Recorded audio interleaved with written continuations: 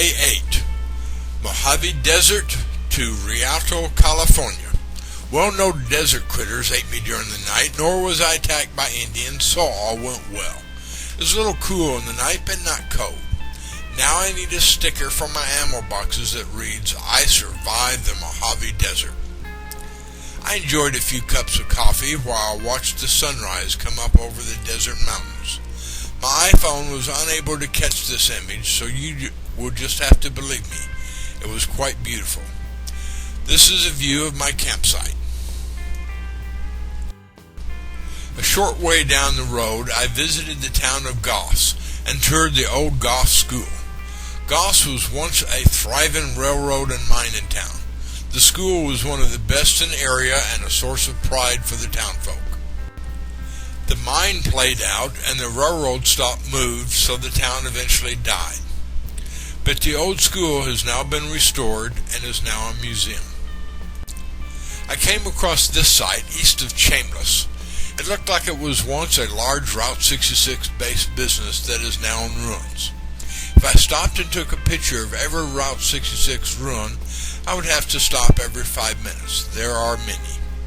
So I only stop at those that look interesting or are historically significant, and this one looked interesting.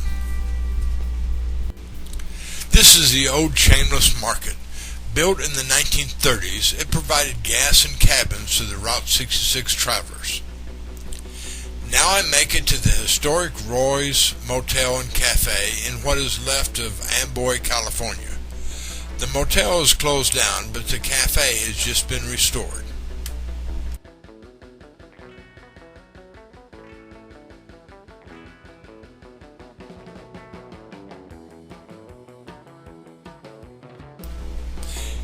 Gas ain't cheap here.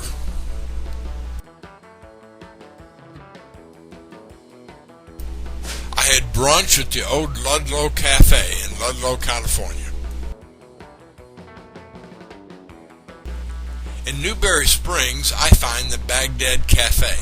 This is the diner that inspired the quirky movie by the same name.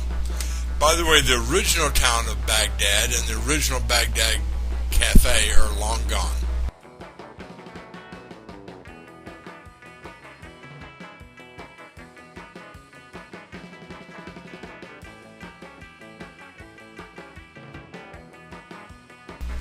In the once thriving silver mining boomtown of the 1980s, Daggett, California, I find what is called the Stone Hotel.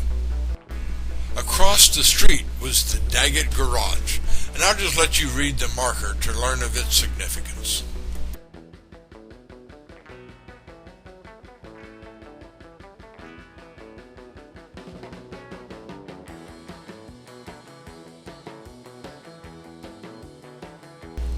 In Barstow, I toured a beautifully restored Harvey House from the early days of the Santa Fe Railroad. The building to the right is where the Harvey girls stayed, under close supervision to prevent hanky-panky.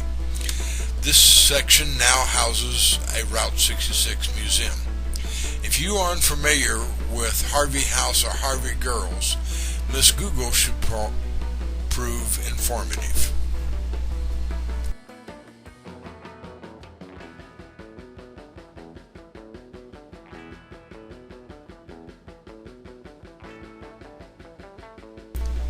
Also in Barstow is the Old El Rancho Motel, no longer in operation.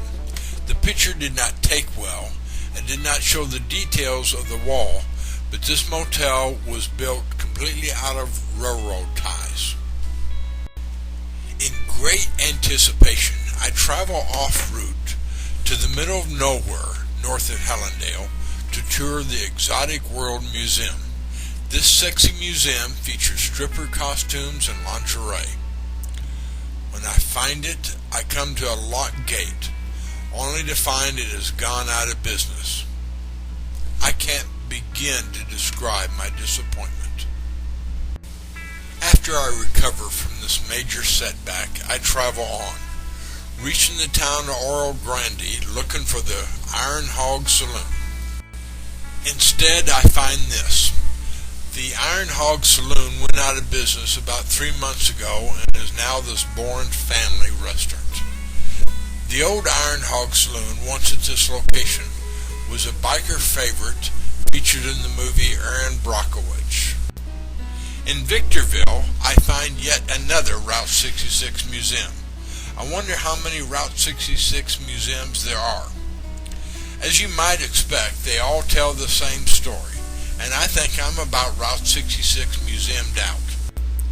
In San Bernardino, I find the McDonald's Route 66 Museum.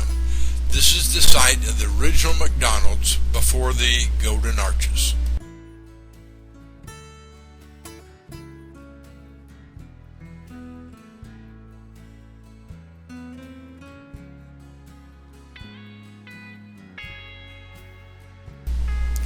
Well, it's night right now, and it's time to call it a day. But, I just can't sleep anywhere. It needs to be unique. So far, I've camped in an adobe, slept in a wigwam, I've slept in a house of ill repute, I've camped in the Mojave Desert, so what now? By the way, did you know there are 2 wigwam motels, one in Arizona and the other in Rialto, California?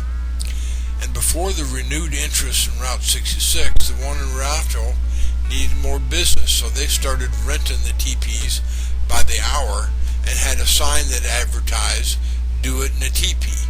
Well, that was enough for me. Off to Rialto I go.